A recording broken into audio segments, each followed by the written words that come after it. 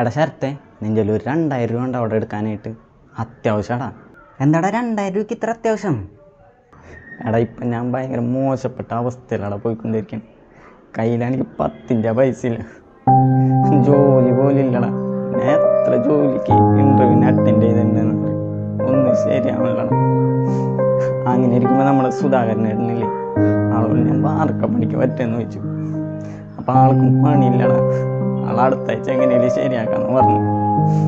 അങ്ങനെ ഇരിക്കും ഞാൻ എന്ത് ചെയ്യാന്നിങ്ങനെ ആലോചിച്ചിരിക്കുമ്പോഴാ അനിയന് 2-3 ദിവസമായിട്ട് നല്ല പനിയാണ്.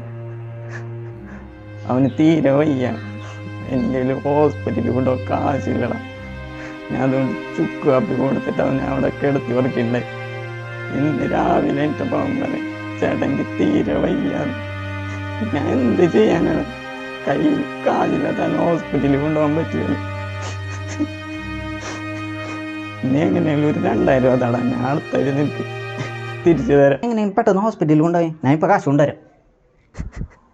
നീ അവനെ പെട്ടെന്ന് ഹോസ്പിറ്റലിൽ കൊണ്ടുപോയി എന്നാ കാശ് പിടിക്കും. ശരിടാ. ഒട്ടൻ 2 കണ്ണീര് പോയാലെന്തേ, 2000 രൂപ കിട്ടി. ഇന്ന് 2 ലിറ്റർ ജവാനും പച്ചപ്പും മേടിക്കാം.